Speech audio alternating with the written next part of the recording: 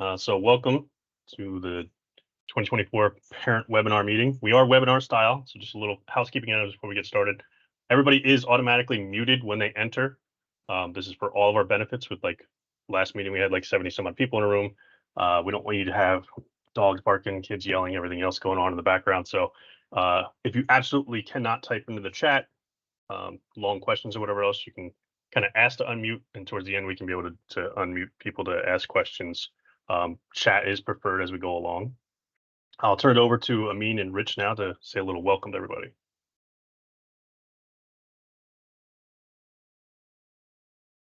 Hello all, welcome. This is Rich Devine, I apologize. Welcome to the parent information webinar. I know I've been absent for some of the board meetings as work has gotten in the way, but these guys have all worked extremely hard, everybody here on the board, to keep things moving, and I'm looking forward to the spring season. Can't wait. Go ahead, Amin. Hello, everyone. This is Amin Zar, the co-president. I thought we had a nice full season.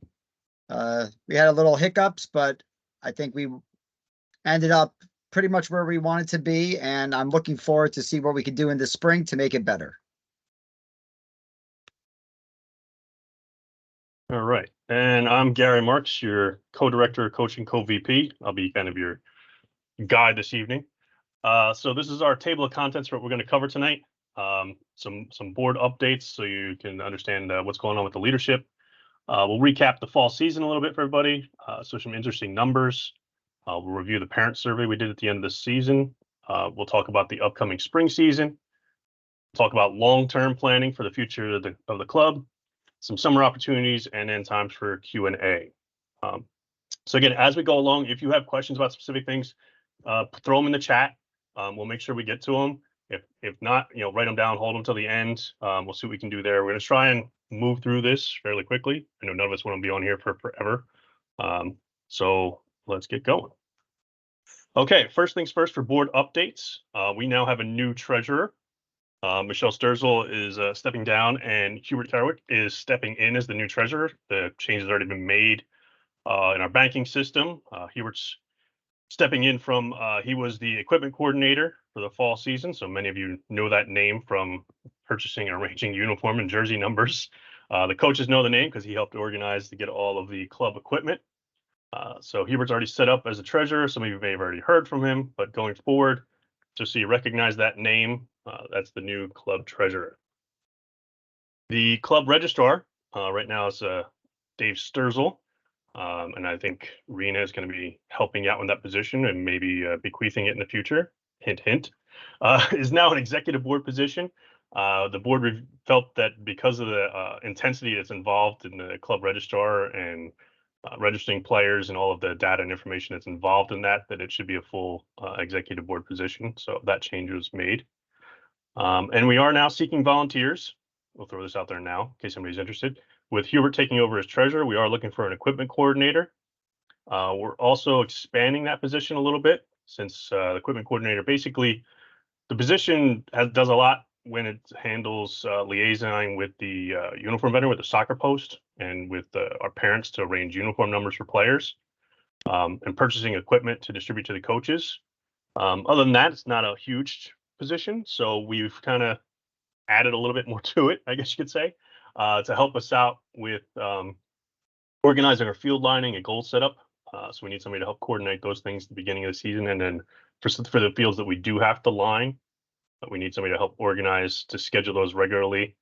We kind of did it ad hoc in the fall. We got it done, but it'd be nicer to have someone who's dedicated to that position throughout the year rather than someone else on the board trying to handle 4 different spots. And then that person is also going to be kind of our point to make sure that the fields are ready to play throughout the season. So if we have issues with weather, fields being torn up or whatnot, that individual will help keep the board updated on what fields need to close or practices need to be moved or field space limited. Sometimes we did that in the fall. We're also looking for a 4v4 director. For those of you who are from the 4v4 program, you might realize the 4v4 runs on a completely different schedule than the traditional travel program. And coordinating that communication is quite challenging because we have to have separate messaging, separate scheduling for the messaging, and it's also separate communication from the league. So we like to have somebody just in that position. That's mostly a lot of behind the scenes communication, email stuff. Email stuff back and forth to the league to sign up for festivals, back and forth between the parents to let them know what's going on with the schedule, and liaison with the coaches to make sure that they're aware of what's going on with the league and the festivals. And we're also going to be looking for a new stack stand coordinator for the fall season. The sooner we can get somebody into that role, the sooner we can get them trained. Again, since Michelle's stepping down as the treasurer, she may be staying on to help the stack stand coordinator, kind of get the person up to speed, but definitely would need somebody to step into that to take on that role. And that's an important position, as you'll notice later on, because we made quite a bit of money to help our funds from the snack stand. Okay, so let's recap the fall season. By the numbers, so everybody can see this, we kind of just wanted to highlight some of the details from the fall season. We did have a total of 19 travel teams, U9 through U14. That included a total of 265 players. That includes our primary and secondary players. We hosted a total of 78 home games. We licensed 46 volunteer coaches. We had 29 players, the 4v4 age group. I believe we're now up around 40 for the spring season. Remy can confirm that in the chat if he wants, or later on. I think they were close to that number now. So the 4v4, which is the future of the program, those are the younger ones, looking very good. We did have 3 flight winners from the fall season. 2 of the big numbers I want to make sure we point out, 295, that's the Red Bulls training hours. That's the number of hours for training and games where we paid Red Bulls trainers for the fall season. And to give everybody a little bit of perspective, the contract that we had with the Red Bulls and carrying over from the previous year with the Rovers, the fall season was contracted for 170 training hours. So obviously 295 is way, way, way above where we're hoping to get to. A lot of that has to do, we were able to reschedule a lot of canceled practices. So whenever training sessions got rained out, we were able to have that extra evening to reschedule. So we had only, I think, 1 or 2 teams that didn't get all of their training sessions in for the fall season, which was huge. But it did mean that we paid full freight. So we got 295 Red Bulls training hours for the fall season, which is amazing. And we did raise $8,550 at the snack stand. So that's going, right towards keeping our costs low, and we're going to need it to be paying off those Red Bull training hours. So some of the feedback from the parent survey we sent at the end of the season, we did get low response. We only got about 34 total responses. But some of those responses do count for multiple players in the program, a lot of players on different teams. So it's individual responses, and they were able to parse out the responses for individual players and teams and age groups. So we consolidated some of the scoring here. So the rating scales we had for a lot of the questions. Overall, we had a number of questions about club communication. The overall rating scale for that was very good, over a 4 out of a 5. That deal to their email communication, information to keep everybody up to date on the merger, fall season, everything else. So that was good. One of the lowest was the Stack app. I have to tend to agree on this one. The Stack app has a lot of things left to be desired. There's lots of opportunities. I did submit a number of requests to the developers for changes and updates in the app, because it can do a lot of great things if they just kind of update a few things for us. But we understand there were some challenges there, but we're going to keep working with it. It's included in our package that we pay for the registration system, so we don't pay anything extra for it. So very good. Everybody loved the use of Game Changer. It was one of the highest rated we had for the individual teams. I've used Game Changer for years, so it was, I think, a lot of high ratings there. The registration process, few hiccups here and there, but overall, definitely a high rating for the registration, mostly 3s and 4s for registration. I think we handled a lot of the hiccups we had early on. And some of the league satisfaction, dealing with opponents, opponent parents, and referees, fairly good, 3.5. There were definitely some individual complaints and challenges regarding the league, some of those from the board. So, all right, some of the concerning things we had down at the bottom. So we have 62 players whose families didn't complete volunteers hours in the fall season. So we're going to be reaching out to them to figure out how we can handle volunteer hours to complete those for the spring season, or with the volunteer fee. Because obviously, since those hours weren't covered, they had to be covered by other volunteers. And as you can see, we had 54 hours at the snack stand that weren't filled, that were covered by members of the board or other coaches. And then we had 34 hours that we had worked into preparing fields, managing fields throughout the season, lining fields, that also went unfilled, that were covered by board members and other coaches. So there were a lot of opportunities and a lot of need for volunteers, and a lot of things that we had a few hands making heavy lifting there. So we'd like it, if this is a community program, to get more people involved to make that heavy lifting a little bit less on some of our volunteers. So, all right, so that's a fall recap. This is just some of the quotes and comments that we got from the qualitative portion of the parent survey. I highlighted just a few of these because they kind of exemplify what we deal with sometimes as board members, to get everybody up to speed. So you'll see the top two on the left and the right there are related to Red Bulls training. So on one side, we have a parent who felt that the Red Bulls trainers are not needed.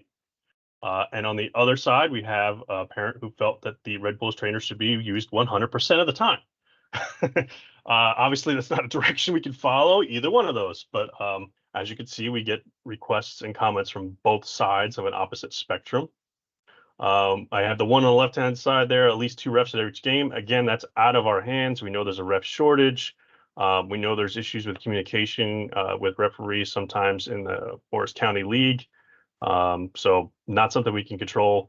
If the league ever has a meeting again, we can probably mention it there.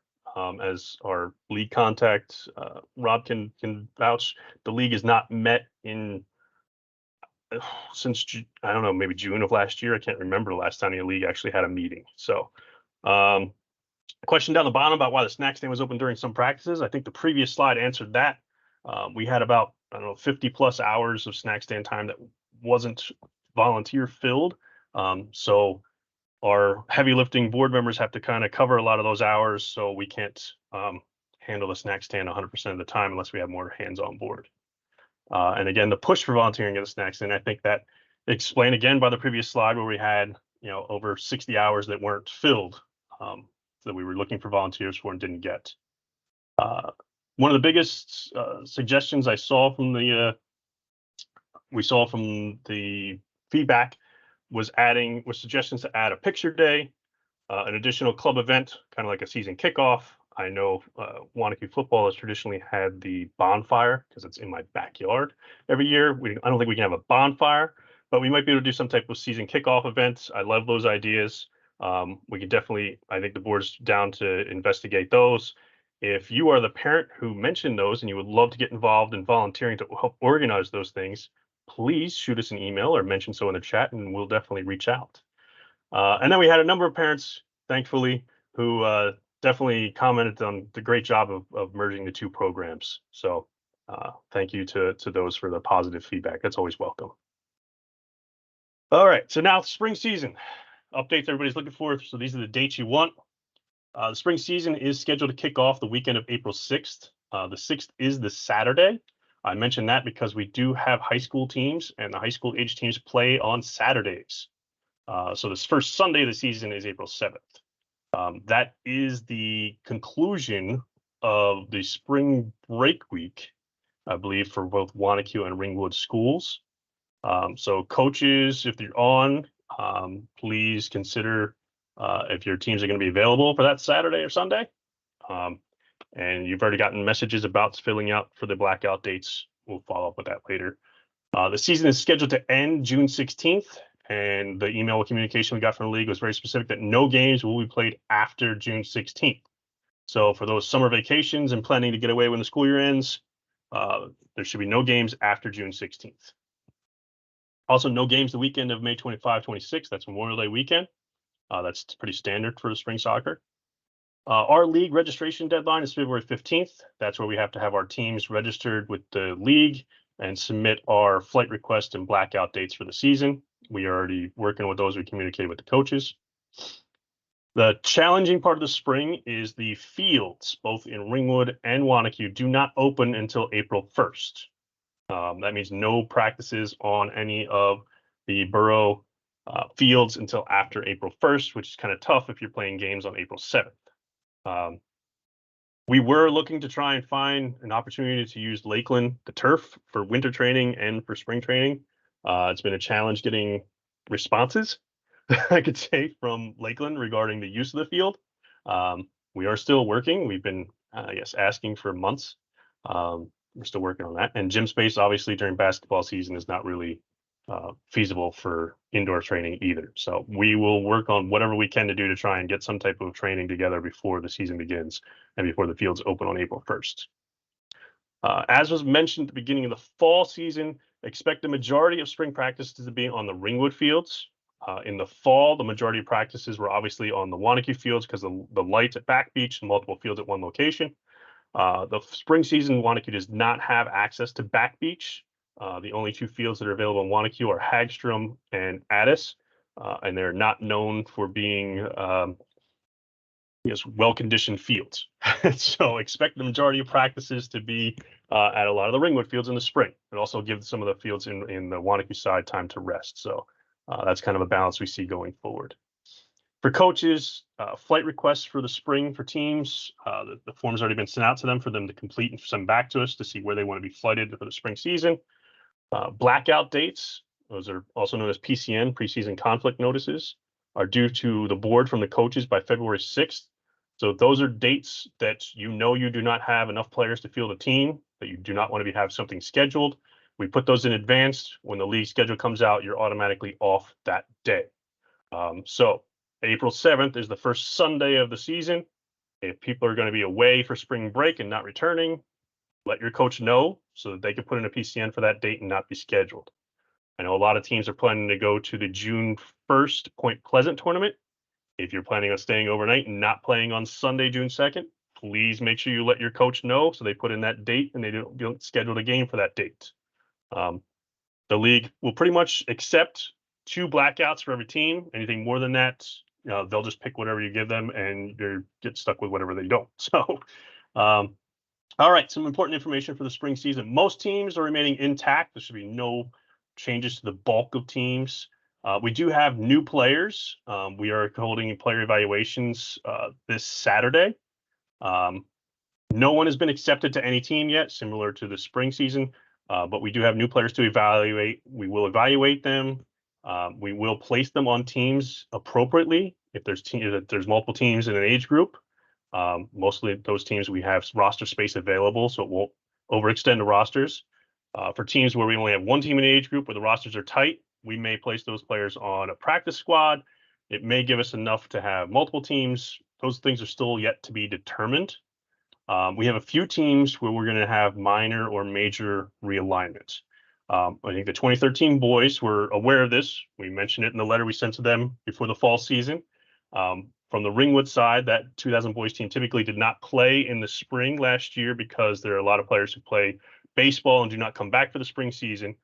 But because we have 2 teams and enough players, we are able to maintain 2-team structure. We just have to move players between those 2 teams to make sure that we have enough on the rosters. We can't have one team of 7 and one team of 15.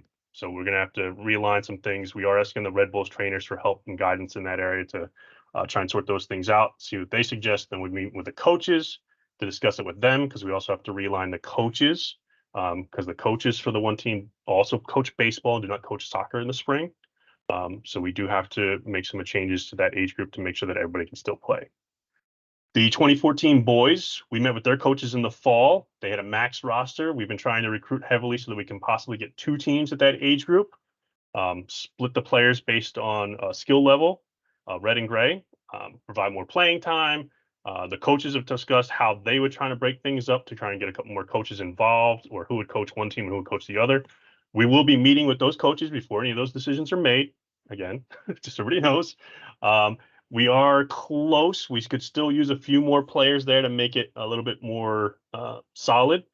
The good thing is, if we are close and we have tight rosters, we do have 2 teams at the 2015 boys age group where we can possibly pull a guest player here and there when it's needed. So that's very good to have multiple teams and multiple players to pull from to help out when we need to.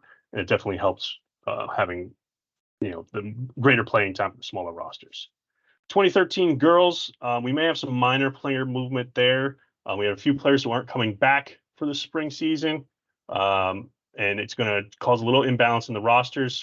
We talked to the Red Bulls trainers, so we may have 1 or 2 players moving one direction or another, just again to make sure we balance the rosters and we have enough players to get through the season. That shouldn't be a huge deal in that team. The 2015 girls, we mentioned this is a very low percentage. Because we just realized now there's a few players who are not coming back from the fall season. We did have a few new players register in that age group, so we were approaching being able to have possible 2 full teams at that age group. But with non-returning players right now, it does not look like it's going to happen. We're going to confirm once we close registration, and when we reach out to those coaches to discuss if there's going to be any changes.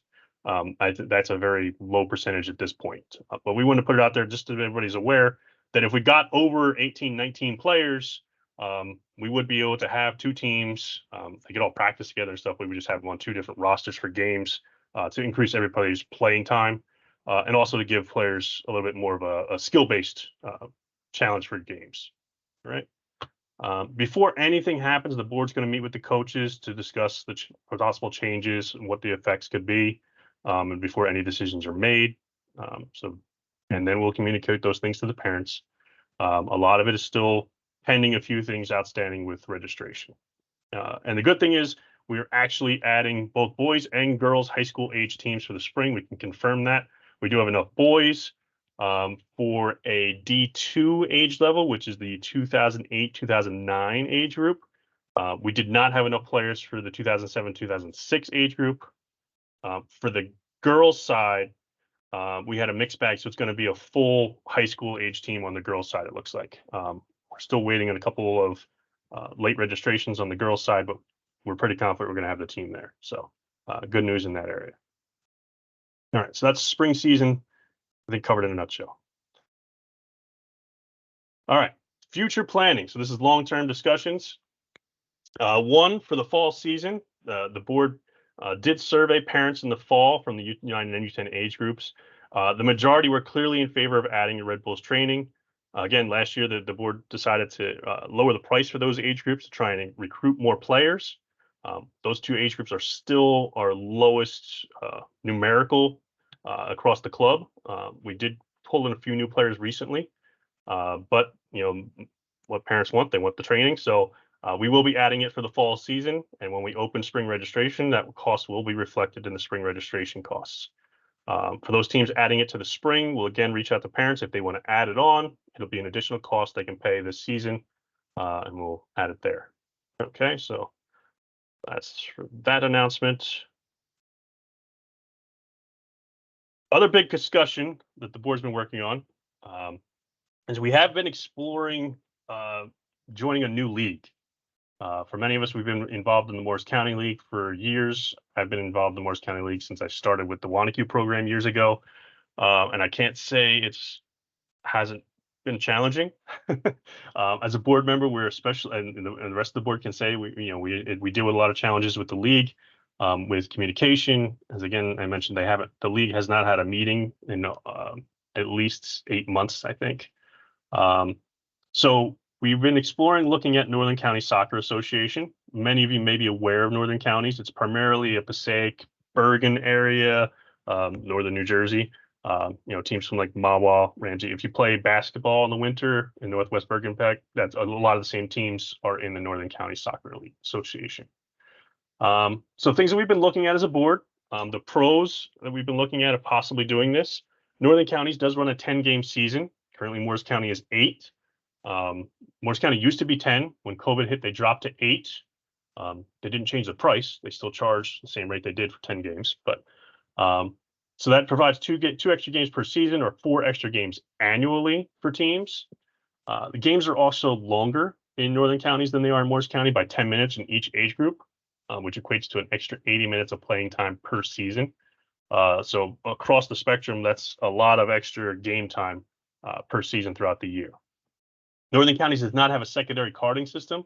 For any parents in the room now who deal with secondary carding with Morris County, that is not an issue with Northern Counties. They run on a completely different carding system. Okay, there are challenges with that, and we'll get to that when I get to the other side. Expanded flight opportunities. Northern Counties is much larger than Morris County, and the flight spectrum to find appropriate skill level teams for our teams to compete on a level that's competitive for them is much more expansive in Northern Counties. There's also a higher level, so if teams continue to grow and move up into once you're in Morris County in Flight 1, there's no place else to go. In Northern Counties, it's much more expansive. And working your way to the top is much more challenging with a broader pool of teams to compete against. Their 4v4 program is a much more structured program. It runs more like a traditional travel program. It is a 10-team season. They play home and away games, just like the regular travel teams do. It's still 4v4 without referees, but it is, when the season starts, your schedule, 10 games, 5 home, 5 away, as opposed to Morris County where it's sometimes you don't know where you're playing or what time you're playing, and it's Wednesday before Saturday. So it's comparable travel distance. We did review with Northern Counties where the games are played. Overall, it's probably a little bit of a shorter distance just because some of the locales we visit in Morris County are way farther than some of the northern counties are. Those of you who have traveled to like Kittatinny and things like that for games, up towards an hour drive. Other pros is like additional home games throughout the year means additional snack stand revenue. If every team is adding 2 additional games times, that's an extra, 40 home games. And it's only a minor cost increase across the board. So if we were to go with this, raising the price would definitely be a requirement because there are more games, which mean there are additional ref fees involved. The cost for team registration, player registration is not that much of a disparity. It's paying the refs for an extra 4 games a year, which ref fees, if anybody doesn't know, are quite expensive now. So because you're getting, especially in the older age groups where they have to have 3 refs for every game. The biggest cons in looking at exploring the Northern County Soccer Association is that if your child currently plays on another club and they are carded on the U.S. club soccer system, so I think some of some players, if you play for like Risa, for instance, and your team plays in Northern Counties does not allow secondary carding within the league. So those players would be impacted. If we were to become a Northern Counties club, you would not be permitted to play with both clubs. You would have to choose one club or the other. And there's nothing we could do about that if we ended up as a Northern Counties club. There is a minor cost increase, especially since we added a cost increase last year for Wanacue players. It does require a lot of work from the board.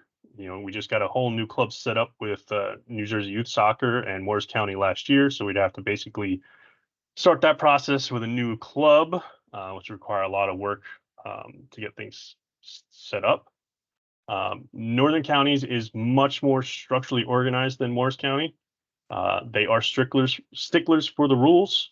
I have a friend who is the president of a club and a member of the board for the Northern County Soccer Association, and they will enforce fines. So coaches who receive yellow cards will be fined.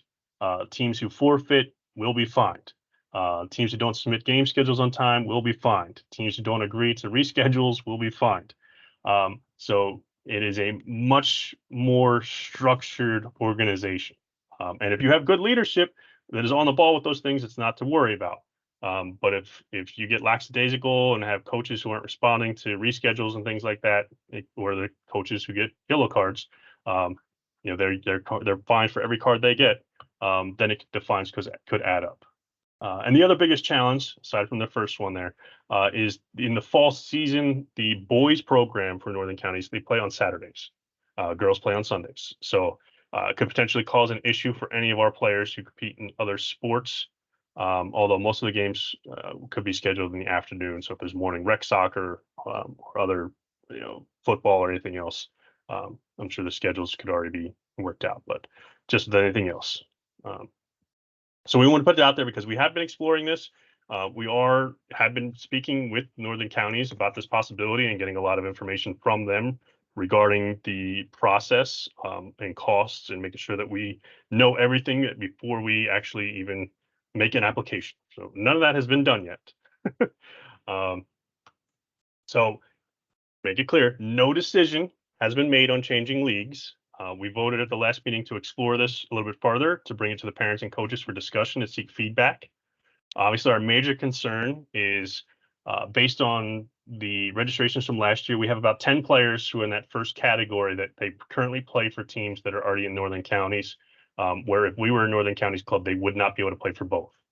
Obviously, we hate to see that, but that is the reality of what would happen if we were to make this move. We're looking at long-term, as I said, long-term planning for the club. Obviously, having additional games and other opportunities with additional teams to compete against, stronger flighting. We do have to make a decision by February 16th. That's with discussion with Northern County, so we have to apply to them at that time so that we would know if we were accepted or not, and what our registration costs would be for the fall season if this were to take place in the fall. That way we'd have all those things outlined before we send out the registration information for the 2024-25 season, which usually takes place in the middle of March, end of March. And then we have our player evaluations in April. So within the next month, the board's going to be asking for feedback, talking to coaches, continuing our conversation with Northern Counties to see if this is the best route for us long term.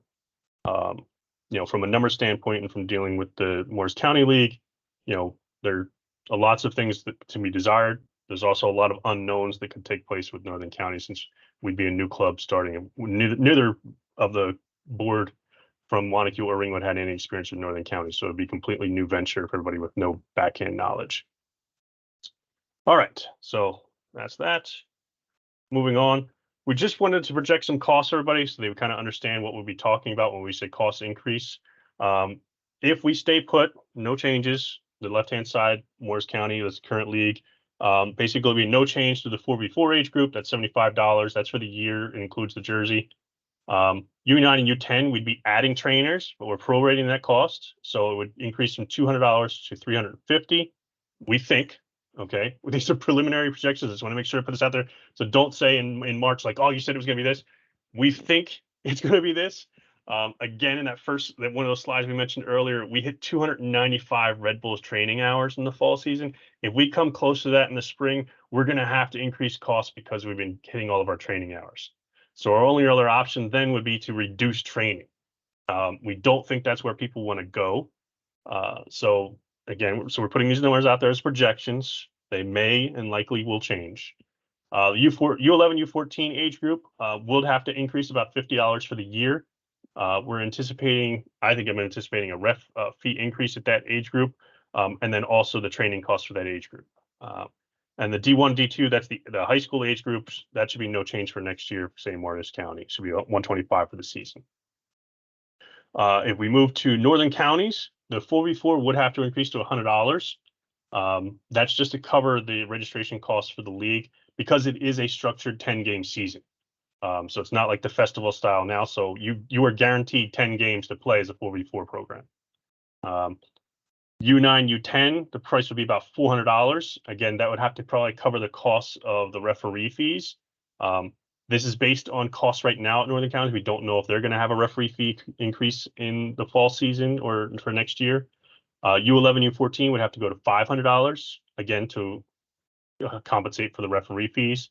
And then same thing for D1, D2, that price would have to increase by about $25. We estimate, again, because of increased referee fees. I mean, again, additional games and longer games mean more minutes you have to pay the referees. So preliminary projections.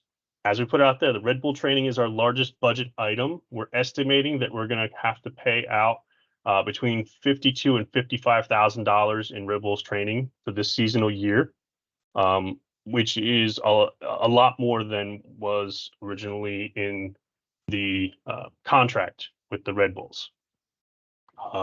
So one of the things we are considering, it's not definite yet, we're just talking about it, so don't everybody just jump to conclusions, is one way that we can keep our training adequate with the Red Bulls training for practice sessions is if we were to not have Red Bulls trainers at games.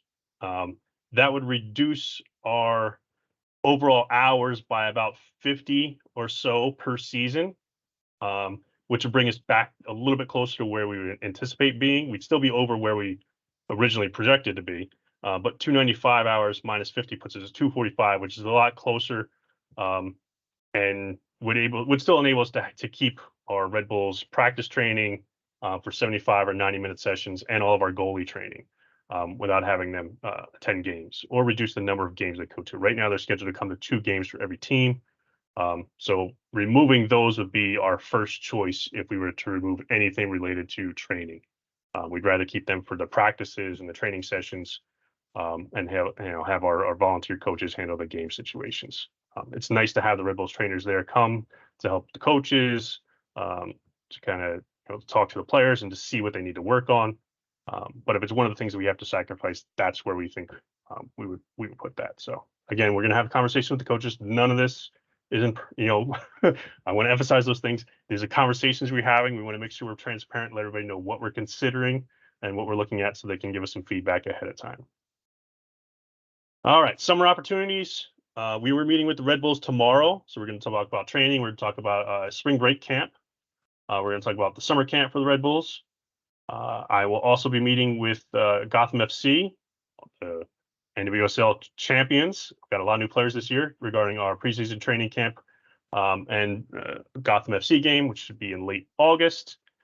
We will be doing a club outing again to a Gotham FC game and a Red Bulls game this year. And then things that were in the works for the spring is another open house that we did last spring for new players, for interested players, returning players to come and ask questions, things like that, some playing time in. And then over summer, we're going to try and redo the foot golf program that we did at Back Beach. So some fun stuff for the summertime that's in the works. More details, but obviously it's a little ways off, just so you know we're planning those things now. And now we will pause for questions, and I can have another sip of my coffee.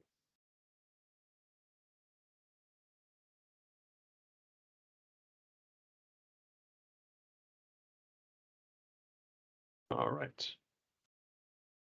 So if there's questions, throw them in the chat. If you can't throw them in the chat, then just ask and we can try and unmute you. If there's anything that came in while I was presenting that I missed from the chat, everybody can read it out, let me know.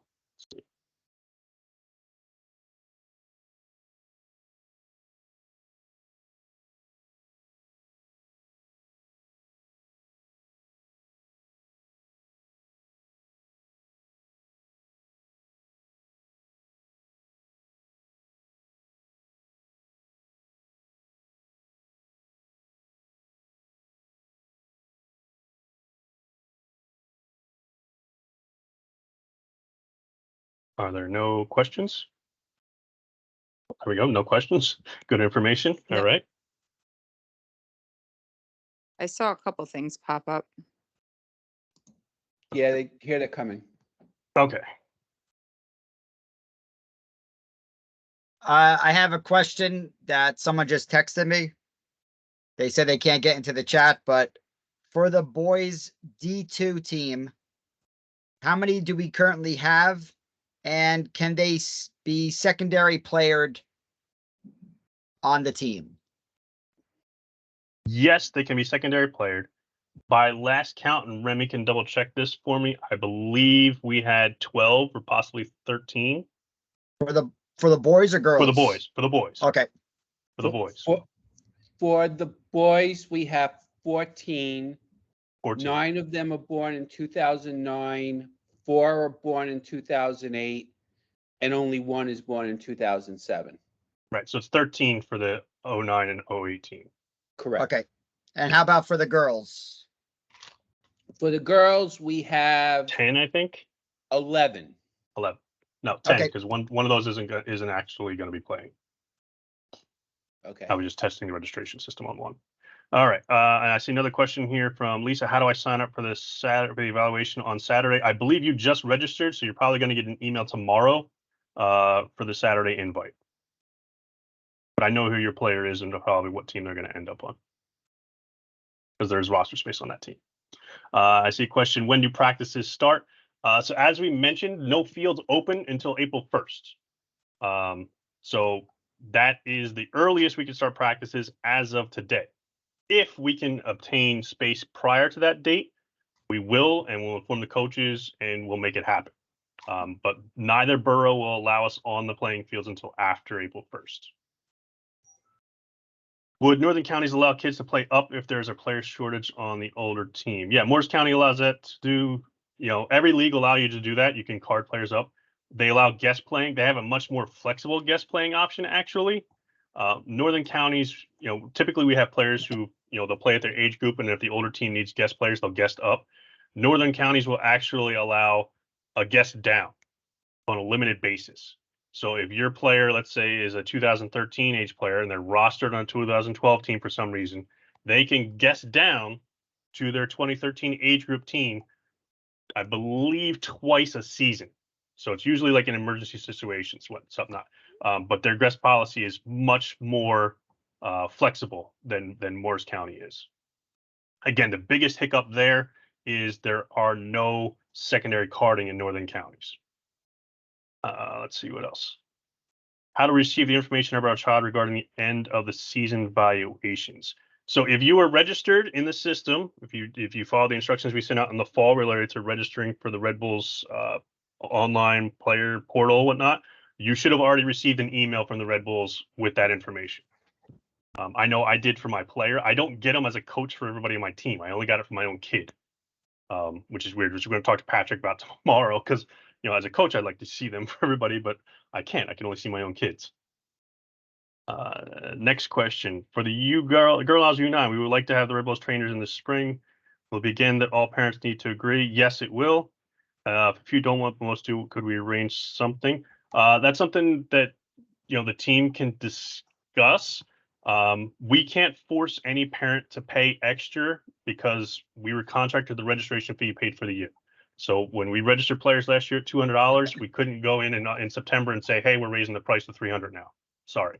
So every parent has to agree to that extra payment amount. Let's see. Let's go back. Next, Northern County sounds fun. It's an interesting possibility.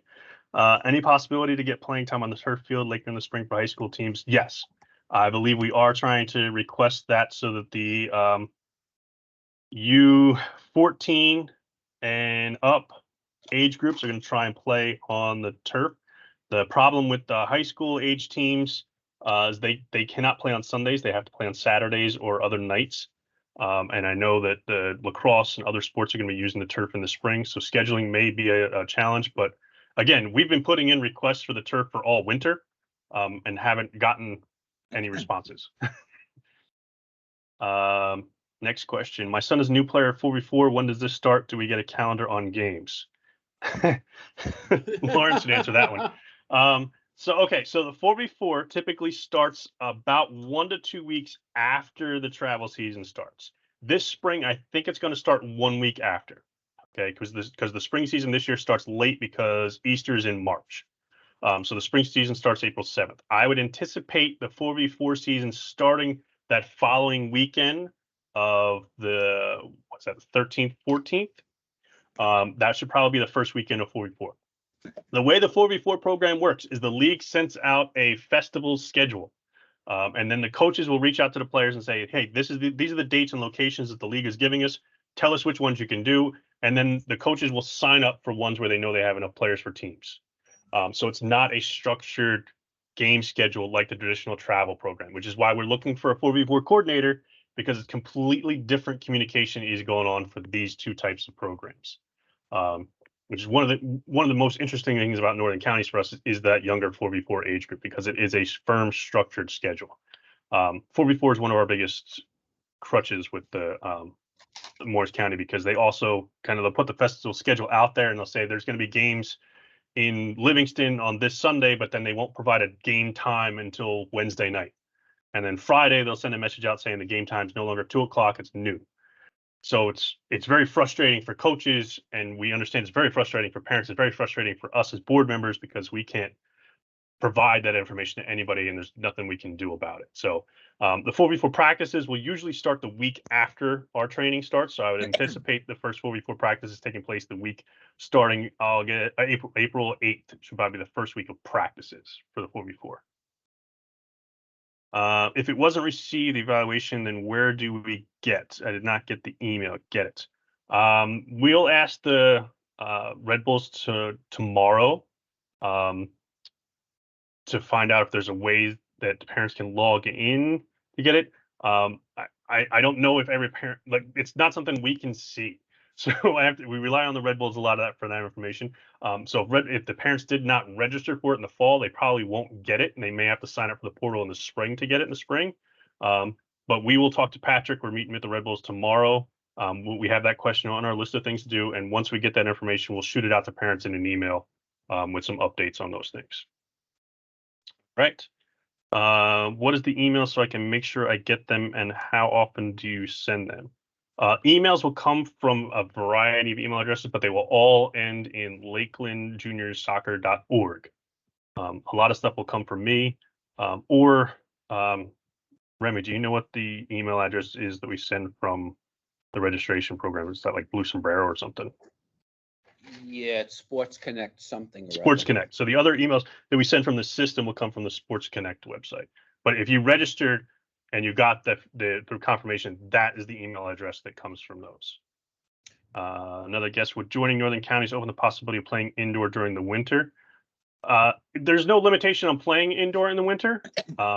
It's an additional cost. So if that's something we were interested in doing in the future, we'd have to figure out how to coordinate those things. Indoor facilities are pricey. I know even just doing the training with the Red Bulls for the once a week for like 8 sessions costs more than it costs for registering to play for us for a year. So if we were to join an indoor league and stuff like that, indoor programs or indoor training, there's additional costs for those things. We have to find a facility, or if we were to do the Red Bulls training again, it cost us $400 for the year. I think it was like $325 for you to do the indoor training with the Red Bulls. So it definitely has to be separate, but there's no limitations on us doing it no matter what league we're in. Separate but related question: are there any recommended indoor camps, clinics in the area? The Red Bulls are still running those. They should, if you're registered, you should be getting emails for those. I have been. We can make sure they're forward if we need to, or we can post them on the website. I believe they're in like the third, what do they call it? The third semester of their indoor training. Again, I think their costs are like 300 something for like 8 indoor sessions. Did the invite for evaluation come from the Red Bulls? So that came from us and the Red Bulls. I think we sent it out club wide a couple times in the fall season saying, please sign up for this if you want your players' evaluations for the end of the season. Is there an app or email? I'm not sure what that. There is an app. So once you're accepted to a team, you'll get an invitation to our Stack app. And then once the season gets a little closer, the coaches will send you an invite for the Game Changer app. Stack, for anybody who's new, our Stack app is our club-wide app. It's where you'll see club-wide events. Messaging that goes club-wide will go in there. So if you're in the Stack app already, you saw the invitation for tonight's meeting. Any of our Red Bulls goalkeeper training things are all in the Stack app. Game Changer goes out, and it's just for your specific team from your specific coach. Okay. Do we need to do the evaluation? I did not see an email for this. I mean, I think it's too late now. I think they might have signed up for the spring, but again, these are things we'll ask Patrick. We did send the email out several times in the fall to say, hey, sign up for this so that you can get your players' evaluation from the Red Bulls at the end of the season. Would we be able to do tournaments at the Teaneck Armory?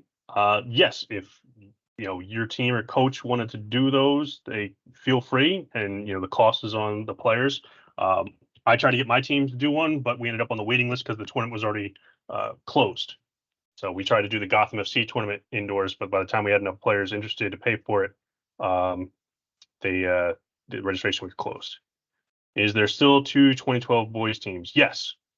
We'll reach out to the coaches, like we said, to talk about this. But 2012 boys, off the top of my head, I think we lost one player and we picked up two. We have 22 registered at that age. Right, and two secondary cards. So it's 24 total.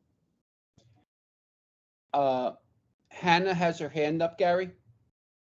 Right, let's give me a second so I can find you in there and let's even unmute you. Okay. And Hannah, you should now be able to unmute and ask your question if you need to. Go right ahead.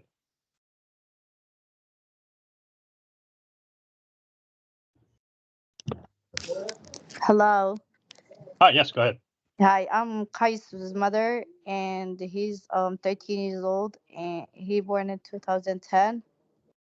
And I pay for the spring, but when I go to the Lakeland Junior, like for the app to pay, they put $225. I don't know what is that. Whatever I have to pay, I don't know what is this. Okay, do us a favor, send an email to info@Lakeland Junior Soccer so we can look into it. So if you registered for the full year, you could possibly selected to pay split payment. I'm not sure, or if you registered for just the fall only, then you would have to register for the spring or add the spring costs to your payment. So just do us a favor, send an email to info@Lakeland Junior Soccer with your player's name and birth date, and then we can look in the system and find out and get back to you. All right, thank you.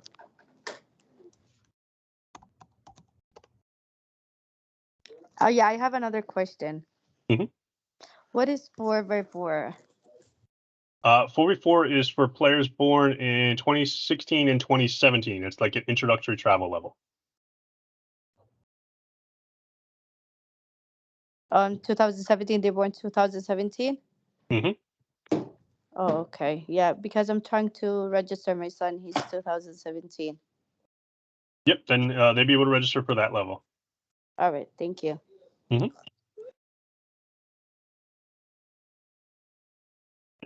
back to the chat, see if there's any questions coming in. So the last one, so it was Chris. So another hand up. Yep, another hand up. 1 second. Pamela. Okay, let's get to Pamela. All right, Pamela, go ahead. You should be able to unmute. Hi, how are you? Good. How are you doing? This is my first time, and this is a lot to take in. So my son's starting the 4x4. Can you just explain to me like what the 4x4 is, like what they do? Sure. Like So I know before we, that they start after April 13th or whatever, 8th or 13th. But like what is it that they do and what's the whole point of it? okay, so I like to explain 4v4 as kind of a travel program light. It's like a step between a rec soccer program and a travel program. Okay. And what it is, teams will practice once a week with coaches, and the program that's run through the league we're in, Morris County, they have what's called festivals, and they'll offer usually about 16 festivals during a 10-week season between like April, first or second week of April and the middle of June. And those will be on like Saturdays or Sundays, sometimes Fridays, different locations, different times. And once the league sends those out to coaches, the coaches will send those out to parents saying, these are the available festivals that we can sign up for. And the parents will respond, I'm available for this one, this one, this one, yada, yada, yada. And the coaches will sign up for those with the league. And then they go to a festival, which is kind of like a mini tournament where they'll have 20 or 30 different teams from different clubs go, and they'll play about 5 or 6 games that are like 12 minutes in duration. So you'll play 4v4 on a little small field with pop-up goals. You'll play a 12-minute game. You'll take a break. You'll move to another field. You'll play a different team for 12 minutes.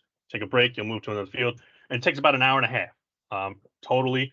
The average travel time is about 30 to 35 minutes. Some of the local ones are closest ones to us are like Booton. We do usually try and host, but the league president kind of refuses to come to us.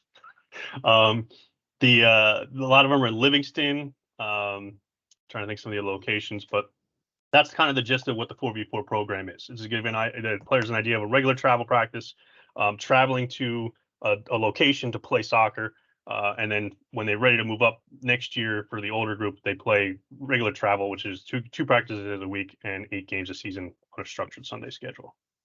So basically they play once a week here in Ringwood. Yeah, usually And- either in the Ringwood Fields or Wanaka Fields, they practice one night a week. Yeah. And then they send out an email for these festivals, but they most likely will not play on the same team that they're practicing with. Well, no. So the way it works is we'll probably have we have about 20 or 22 boys in the 4v4 program. So when we go to a festival, we'll split them up into like 3 teams of like 6 or 7 players, and they'll play with like 6 or 7 players on one team, and then they just kind of mix around. It's the Oh, same so group they of kids. play the same players that they practice with. Yeah. Okay. Yeah, they play as Wanaka. Before the season starts, you'll get an email from us to order a uniform from the soccer post. The jersey's included in the cost. It's basically a reversible penny that they wear over their shirts for the festivals, because you play so many teams at the same location. Sometimes we wear red, and if another team's playing wearing red, we just flip our penny over to the white side. So we're actually one of the only. Although teams started doing this because of what we started to do, because it saves us a lot of money in that regard. Okay. Right. Thank you. No problem. Let's see. I see a meeting guest. I'm not sure who that is, but we'll go ahead and. So, meeting guest, whoever you are, you can now answer your question. Hey, Gary. That doesn't help me.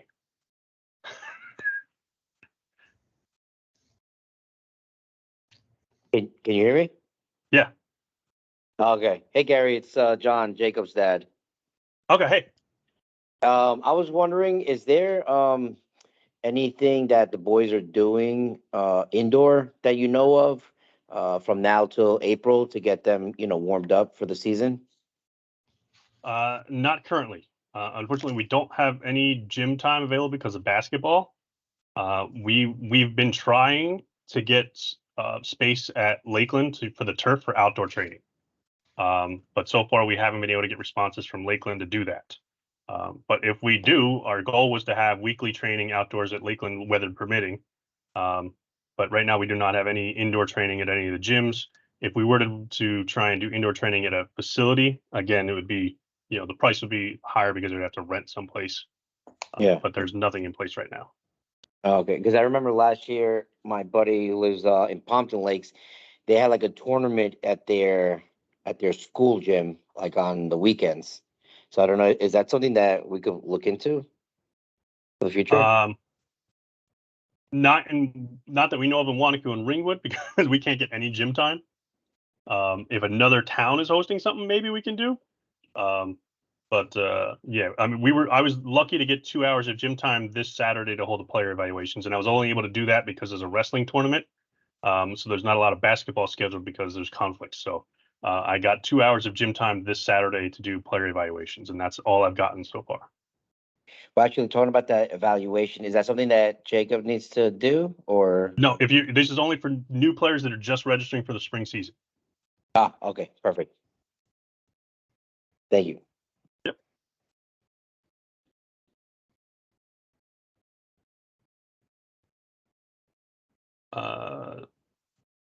Next question. With the games being April 6th, will the high school teams have jerseys? We're actually discussing that because, Chris, you're actually going to be one of my phone calls. We're still looking for coaches for that team. We have some ideas, but we need to line up a coach. But one of the discussions I had with the girls' side was, instead of having the players purchase full kits because they're only playing in the spring, we were looking at the reversibles that the Soccer Post offers for the 4v4. We can get those for older players. So it'll be a nice, inexpensive way for the high school team to have jerseys, and turnovers pretty quick for those, without having to pay an arm and a leg just for the 8 games they're playing in the spring season. So that, I think, is an option we're talking about, but it's going to be discussed at the next board meeting.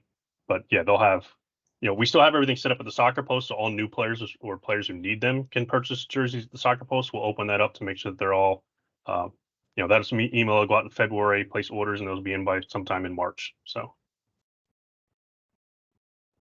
Hey, Gary, for the Yep.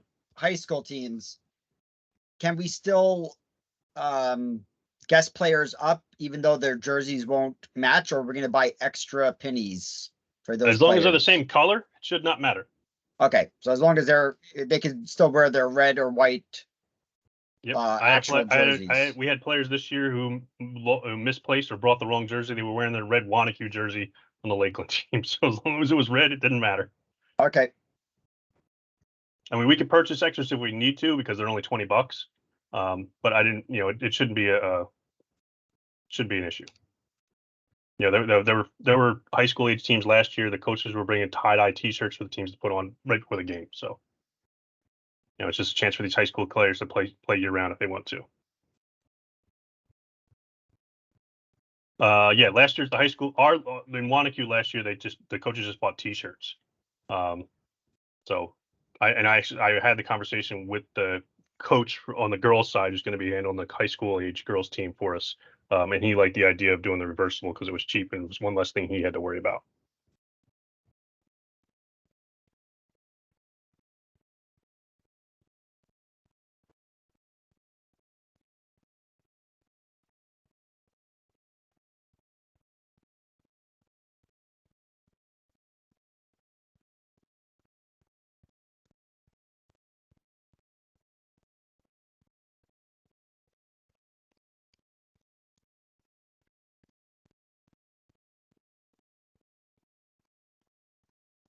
All right, so the chat's going quiet. I don't see a whole lot of hands up. See a lot of people ducked out already. Just so everybody is aware, when you logged in, you probably saw that this meeting is being recorded. We record all our parent meetings, and then afterwards, we have to edit them and then make them available online. We do post them. They are all on our website, lakelandjuniorsoccer.org. So all of our parent meetings from last year are there. We also pull the chat transcript and we pull out the questions that were asked and we put them in a Q&A document, and that's available on the Q&A portion of our website. So if you don't want to have to watch the full hour program and you want to get to what the questions were from parents, you can just go right to the Q&A portion and see what questions were asked. It does take us a few days to get all that together, though. So don't expect it like 8 a.m. tomorrow morning. I'm going to ask a dangerous question, but because I'm not on the board, I don't care. What do the parents want the board to do differently or better or different, or, this is your chance.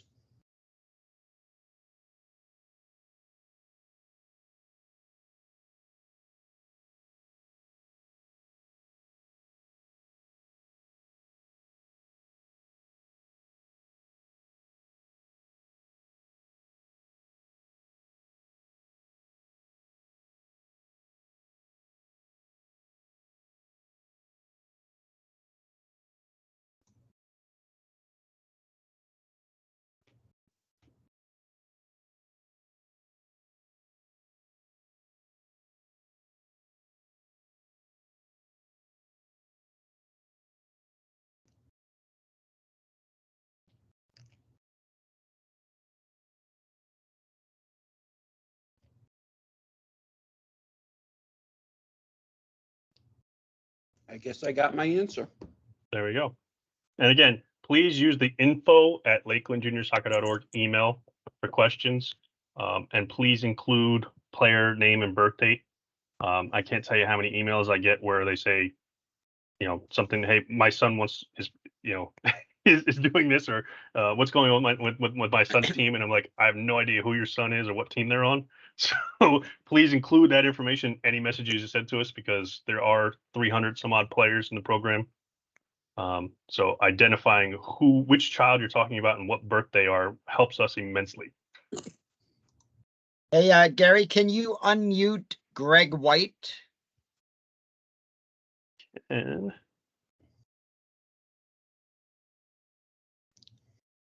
They said they couldn't raise their hand and they had a question.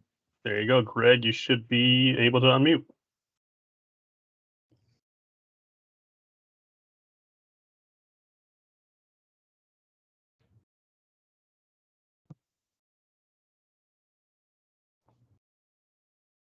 Okay.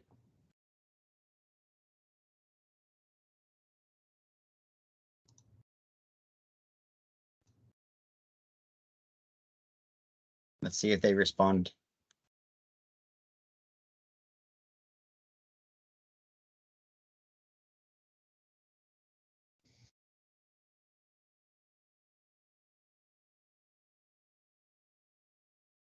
Oh, something's wrong with their computer, I guess.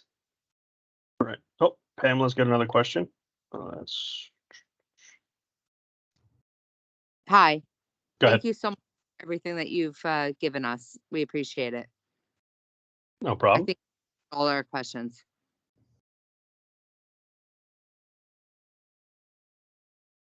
Yeah, 4v4 is fun when you go to the festival. Dealing with the league and the scheduling is not so much.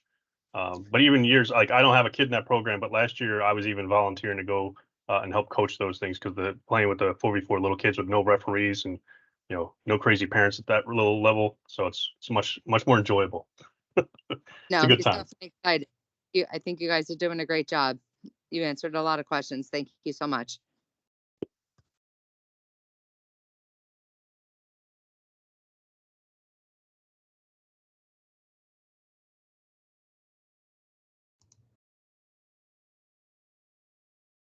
All right. Well, if there's nothing else, we'll hang out for a couple minutes in case any other questions come up. But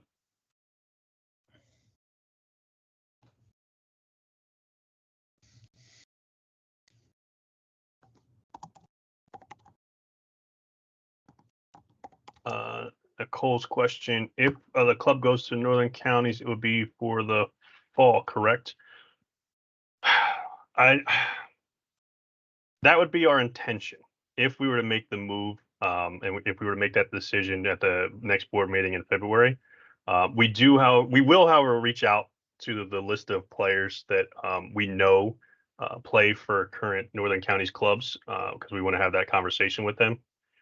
When we look at it from a board standpoint as collective good, we had about 40 secondary players that were unable to play some games last season because of Morris County and the secondary carding rules.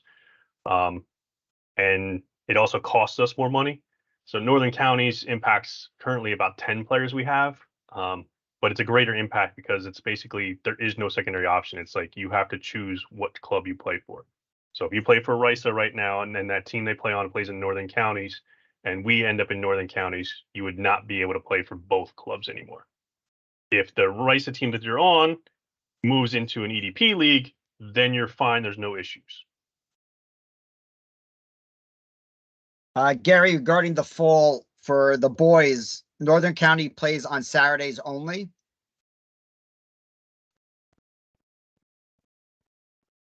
Did you freeze? Oh. I think I lost Gary. I don't know. Everything just changed. Yeah, everything just froze up on my side. I think he got cut off, so that was also his side of the presentation. He'll log back in. That's what his slide said. He lost power. If everyone hasn't guessed by now, Gary has done a tremendous amount of work. Gary's the driving force behind this whole thing. I got to tell you, with the mean as well, but Gary's the one that does most of this. So we just have to find out because I had a couple people question the boys playing on Saturday because that conflicts with other clubs. Oh, Gary's back on. Sorry, my power just flicked out. That was a first. All right, what was the question? I received a question from a parent regarding boys in northern counties for Saturdays in the fall. A lot of the club teams play only on Saturdays, and that might be a conflict if there's a team heavily that has secondary cards.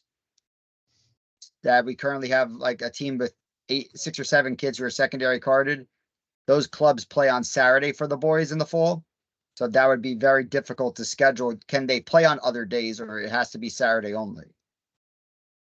No, similar to, Morris County, you can submit dates that you can't play that you're unavailable. But again, it's one of those unknown type things when the season begins.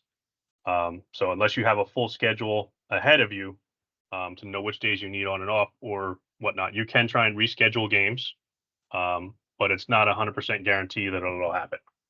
Okay.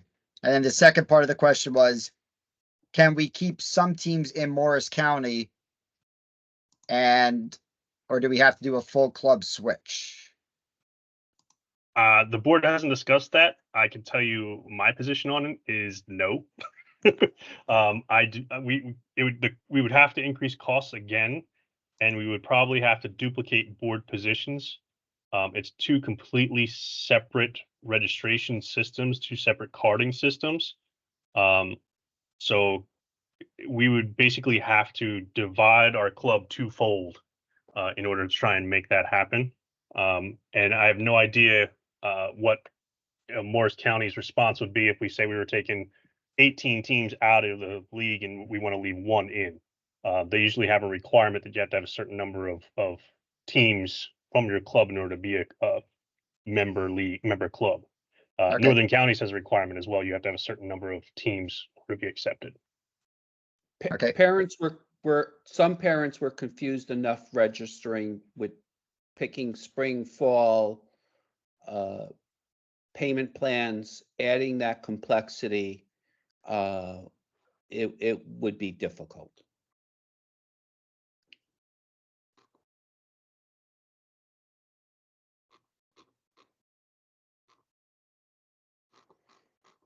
And then someone just asked a question, do we have coaches picked out for the high school teams?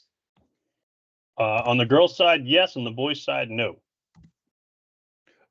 But did they just volunteer by asking the question? No, that's Lisa.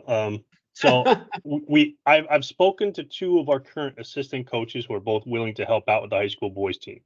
Janine, and I think I mentioned it to Chris as well. So I think they're both willing to help out. I just don't think either one of them is able to take on the head coaching position. So we are still looking for someone to put in that head coaching role for that age group, should it be necessary. I mean, we'll make it happen no matter what. We have coaches we can put on the roster. We're just looking for someone, if we can, to have them as a point person to officially take on that role. The girls' side, we have head coaches and coaches. So.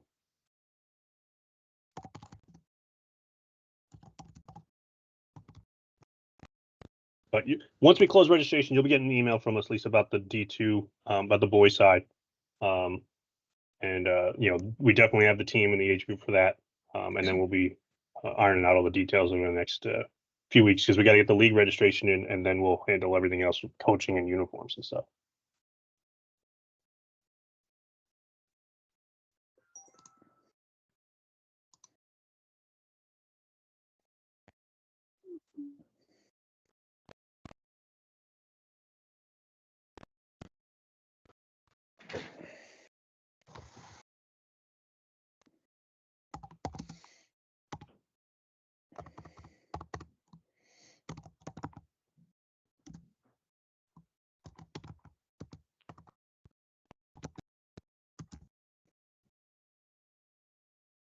So there's still 30 people here.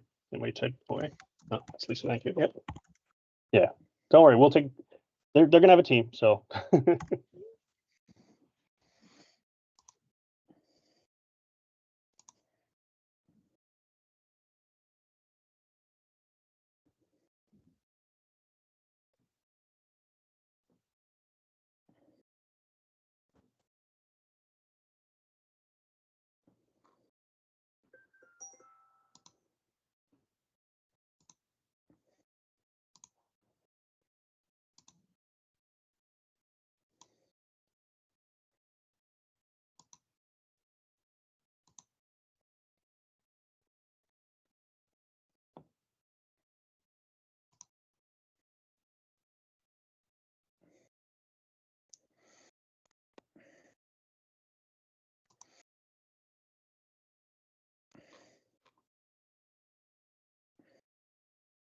All right, it's been quiet for about a minute or two now, so I think we're good for this evening. I'm going to go ahead and stop the recording now.